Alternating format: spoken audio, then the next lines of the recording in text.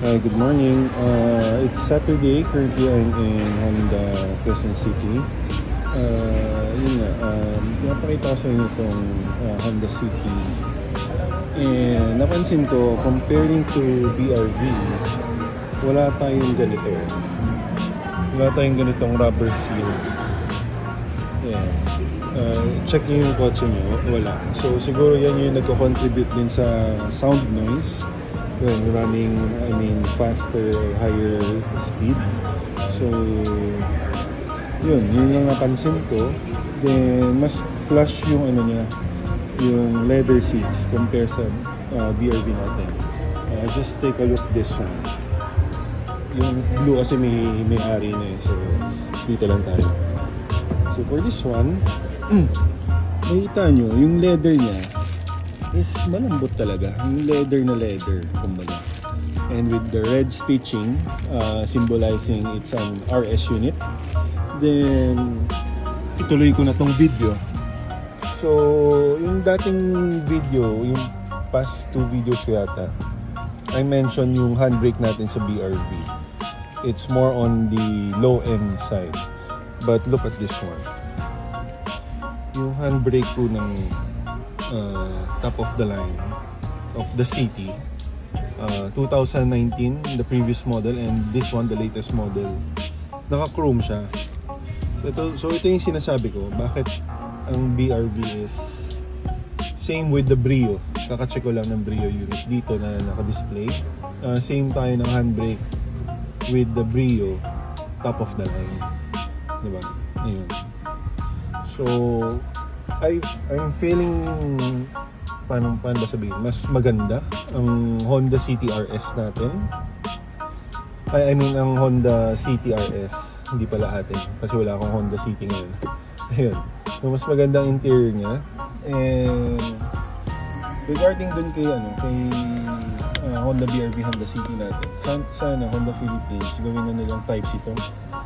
Kasi more, parang we're leaning towards Type-C charging na, pati kay iPhone. So probably you can, change this, upgrade this to Type-C.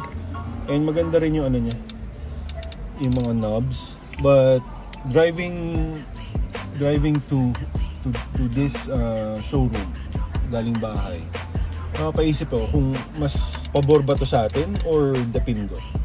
Kasi for example, kumakain tayo ng french fries, for example, madumi kamay natin kasi iikot pa natin to, diba? Parang more on, parang ang hassle. Unlike pag Depindot, kung madumi kamay natin, pwedeng pag ganito na lang, diba? Yun lang naman yung Then the red stitching, mas maganda talaga yung feeling like this one, mas maganda. Yun lang. I'm doing a short video since nandito na rin naman, and we'll see kung ano yung mangyayari sa after first PMS. But lately, kanina pala, parang mas feel ko mas maganda yung service dito compared to other showroom or casa, dahil detailed sila. So inaano nila yung mga gamit ko sa loob, may checklist pa sila kung ilan yung odo mo, yung battery mo, and kung ano yung mga accessories installed. So that's a parang safety or preventive measures for both sides. Kung may nanakaw, may nawala, may nasira, so pwede na nilang ilabas yung checklist. Sir, ito yung ganito yung mga nakalagay, wala kaming ginalaw, in fact pinirmahan nyo nga, parang ganun. So, tingnan natin kung ano magandang result sa first PMS natin. More on checking lang naman daw sila and car wash kahit umuulan. But it's included in the service of Honda Quezon City. So yeah, yun lang. Thank you guys. Drive safe. Hi, good morning again.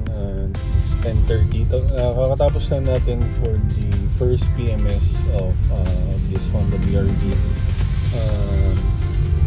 Dito dun sa Honda Cars Quezon City. The experience is okay. Maalaga in terms terms of you're going to check in and out of your car, kung ano yung mga naiwan mo, kung ano yung mga odometer reading, even the aircon setting, the radio setting, i-check nila yun.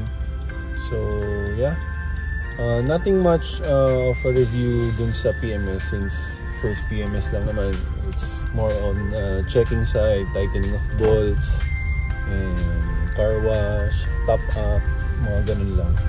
So ang tinitignan ko kasi dito sa first PMS is the initial interaction with your service advisor.